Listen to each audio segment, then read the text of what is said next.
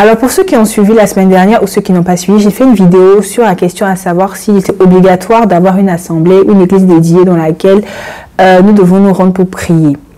Et aujourd'hui, je continue un peu dans cette lancée et je vais vous partager aujourd'hui quels sont les critères sur lesquels vous vous appuyez pour pouvoir trouver la bonne église, pouvoir trouver la bonne maison afin de recevoir la bonne évangile, l'évangile de la repentance. Voilà, pas l'évangile du miracle, pas l'évangile de la richesse, mais l'évangile de la repentance véritable pour les fautes, pour les péchés que nous avons commis. Alors, si cette vidéo t'intéresse de savoir s'il est obligatoire de se rendre à l'église, je t'invite à juste aller dans le fil d'actualité, si tu es sur Facebook, pour pouvoir trouver la vidéo en question. Mais si tu es sur YouTube, le lien s'affiche là en haut. N'hésite pas à aller regarder afin de pouvoir suivre, afin de pouvoir avoir une ligne directive des vidéos que j'ai postées.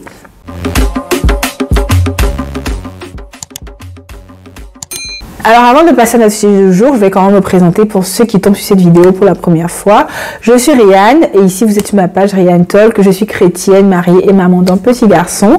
Et sur cette page, je partage mes expériences personnelles, spirituelles dans le but de vous édifier, de vous aider à grandir dans votre foi ainsi que d'autres sujets sur la parentalité, les tutos, en fait tous les sujets que Jésus m'inspire. Que si Jésus pense que ça peut aider quelqu'un, bah j'y vais, je fonce. Voilà. Donc si tout ceci t'intéresse, n'hésite pas à t'abonner à ma chaîne YouTube, à ma page Facebook et à ma page Instagram.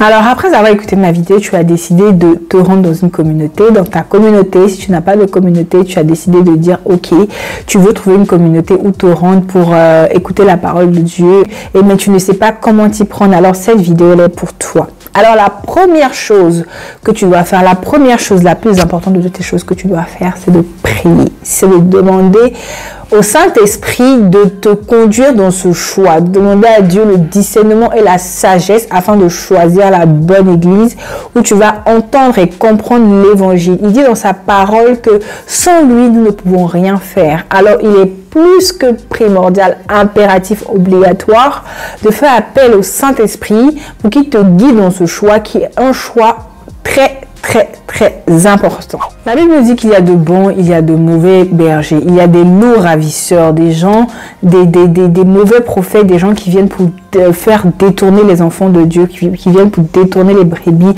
du Seigneur. Mais attention, ce n'est pas parce que vous entendez parler beaucoup d'une communauté ou des communautés en particulier que les autres communautés sont mauvaises. C'est juste que le type d'encadrement qui sera fait dans cette communauté ne correspond pas à ta personnalité, cette personnalité qui te permettra d'atteindre ta destinée. Vous savez, il y a plein de bonnes communautés, d'accord? Mais pour la destinée que Dieu a pour nous, il va nous orienter vers une église particulière où il sait que tu vas rencontrer des personnes qui sauront comprendre qui tu es, qui sauront comment te guider pour t'emmener vers ton destin. Il est important de savoir que toutes les communautés, c'est pas parce que vous ne parlez pas d'une communauté que c'est mauvais, non. Ouvrez les yeux, soyez attentifs au Saint-Esprit, soyez attentifs aux directives du Saint-Esprit. C'est ainsi que vous pourrez trouver la communauté qui vous correspond à vous, où vous pourrez entendre l'évangile véritable de Jésus. Le deuxième point, c'est la recherche. Une fois que vous avez prié, commencez à rechercher. Commencez à demander conseil autour de vous. Commencez à demander des idées de communauté aux personnes qui sont chrétiennes, qui vont à l'église autour de vous. Des gens vont sûrement vouloir vous inviter dans leur communauté. Priez avant d'y aller et demandez le discernement au Saint-Esprit. Si vous n'êtes pas convaincu, même une personne vous invite et que, je ne sais pas, par la vie de cette personne n'est pas convaincu que c'est la bonne communauté, bah n'y allez pas. La Bible dit que notre Dieu, il nous parle tantôt d'une manière ou d'une autre. Donc, si vous ne vous sentez pas l'envie d'aller à cette invitation, bah, n'y allez pas. Et pour les invitations que vous aurez envie d'aller, bah, vous y allez et vous écoutez vraiment l'évangile. Si l'évangile ne vous met pas à l'aise, si vous n'avez pas un bon feeling, s'il y a quelque chose qui vous dérange, eh bien, n'y revenez pas. Ne vous sentez pas obligé parce qu'une personne vous a invité, parce que je sais que beaucoup dans les communautés, quand vous allez, il y a des communautés qui vous mettent la pression, on vous prend le nom, le numéro et beaucoup de choses, on vous appelle, on vous stresse pour que vous veniez dans la communauté. Soyez clair et précis et dites-leur, je suis en train de rechercher une communauté. Si je me sens dans cette communauté, bah, je resterai. Si je ne me sens pas, je ne resterai pas. Avec ou sans moi, l'église sera toujours là. Donc, soyez honnête. Si les gens commencent à vous mettre la pression, ne faites pas des jeux de souris et tout ça. Soyez honnête. poli, respectueux, mais soyez honnête en nous disant, je ne me sens pas dans cette communauté, je continue de chercher. Quand j'aurai trouvé la bonne communauté, et ben j'irai. Si cette communauté me convient, je reviendrai. Sinon, je ne reviendrai pas. Point final. Quand vous allez aller dans une communauté, vous avez pensé trouver une communauté, vous vous sentez bien, vous y allez. Si vous allez dans cette communauté et qu'on ne vous prêche pas l'évangile basé sur la Bible, sur la parole de Dieu, fuyez. Partez. Tout ce qui est enseigné à l'église doit avoir une base et cette base-là, ça doit être la Bible. Et si jamais vous écoutez, parce que je suis convaincue que si vous avez prié Dieu pour avoir le discernement, il ne veut pas que ses enfants soient perdus. Jésus ne veut pas que nous soyons perdus. Donc si vous avez prié, vous allez demander à Dieu de vous orienter. Et que un homme de Dieu, quelqu'un de serviteur, une servante de Dieu vous prêche quelque chose sur sa propre chair, Jésus va vous convaincre que non, ça c'est pas la vérité, ne reviens pas là-bas. Moi j'en suis convaincu. Aujourd'hui, si vous arrivez dans une communauté et que, par exemple, vous allez voir un homme de Dieu pour lui expliquer un problème, que vous vivez une situation et qu'on caresse votre péché, on ne vous dit pas la vérité, on vous dit oui, c'est vrai, mais il faut aller doucement petit à petit. Non, on ne vous prêche pas la véritable évangile, on ne vous dit pas de vous repentir, d'arrêter ce que vous êtes en train de faire. Sachez que vous n'êtes pas dans une bonne communauté.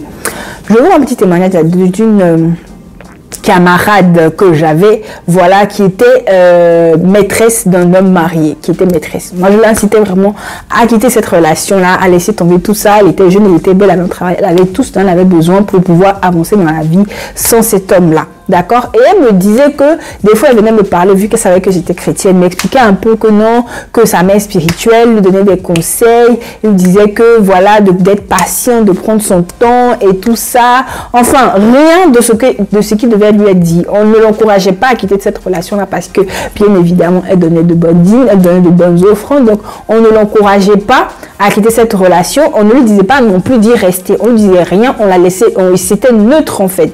Et moi, j'étais choquée d'entendre que voilà, on dit que tu es maîtresse de quelqu'un et puis tu fais pécher quelqu'un en fait, à cause de toi, quelqu'un est dans l'adultère, voilà, et on ne te dit pas de quitter ce péché-là. Donc, vous allez arriver dans des communautés où vous-même, vous savez que la vie que vous avez n'est pas bonne, vous savez que ce que vous faites n'est pas bon, mais on ne vous dit rien. Si vous voulez vraiment être sauvé, si vous voulez vraiment rencontrer Jésus, ça dépend de votre volonté, fuyez. Si vous ne voulez pas, restez, mais vous ne serez pas sauvé. Il faut être clair maintenant, le temps avance, les temps sont mauvais, on n'est plus là pour être gentil. Cache la vérité, je vous le dis. Si vous ne voulez pas être sauvé, restez dans cette communauté et vous serez perdu. Et si vous voulez être sauvé, allez dans les communautés où on vous parle du péché, où on vous demande de quitter le péché, on vous demande de quitter l'adultère, le mensonge, le vol, l'impudicité, le sexe avant le mari, on vous presse ce genre de choses, l'homosexualité, on vous dit tout ça, arrêtez. Si vous n'êtes pas dans une communauté où on vous parle de repentance, avant de vous parler de richesse, avant de vous parler de bénédiction, parce que la Bible dit que l'obéissance vaut mieux que les sacrifices. Si on ne vous dit pas comment obéir à la parole de Dieu, si vous n'obéissez pas à la parole de Dieu, ça ne vous rien. Et la Bible dit aussi, recherchez les choses du ciel et tout ce que vous voyez sur cette terre vous sera donné. Tout c'est quoi? Le mariage, la gloire, le travail, les enfants, l'argent, toutes ces choses-là, Dieu les a fait pour nous. L'or et l'argent lui appartiennent, nous sommes ses enfants. Alors pourquoi il va nous priver? Mais tout ce qu'il nous demande d'abord, c'est de rechercher véritablement sa parole et de obéir à sa parole et il nous fera grâce de plein de choses. Alors si tu veux avoir la grâce de Dieu, si tu veux que les portes s'ouvrent correctement devant toi, il va falloir nettoyer ta vie et pour cela, il va falloir aller dans une communauté où on te conduit à l'abandon du péché, on te conduit à mener une vie qui est agréable au Seigneur. Donc ça, c'est un critère sur lequel tu dois plus t'appuyer pour savoir si tu es dans une bonne communauté ou pas. Et le dernier point que je vais aborder, il y a plein d'autres critères. Je vous mets un lien sur l'article Chrétien Lifestyle que j'ai lu qui m'a inspiré pour faire cette vidéo-là. Vous pouvez trouver d'autres critères là-bas. Donc le plus important aussi, ce n'est pas regarder la taille de la communauté pour dire que Jésus est là-bas ou de dire que Jésus n'est pas là-bas ou dire autre chose. Non, ça c'est le propre pour beaucoup de personnes africaines de dire quand la communauté est grande, quand l'église est en expansion, se dit que non, cet homme de Dieu n'est pas clair, il fait des marboutages, il est dans les francs-maçonneries. Non. C'est Jésus, c'est Dieu qui a créé le diable. Le diable ne fait que copier tout ce que Dieu a créé. Donc, pour vous, il est normal que le diable fasse de grandes choses, mais Dieu qui l'a créé, Dieu qui a créé le monde, Dieu qui a créé le ciel et la terre, n'est pas capable de faire des choses encore plus grandes que lui. Revoyez votre logique, honnêtement, revoyez. Donc, ne vous précipitez pas par aller dans une communauté luxueuse, luxuriante, où vous voyez que tout est chic. Non, ne soyez pas attirés par ça. Jésus est dans une petite communauté. Jésus est partout. Il peut être dans une communauté, une petite communauté où il y a 50, 20, 30 membres, comme être dans une grande communauté où il y a 1000, 2000, 3000 personnes.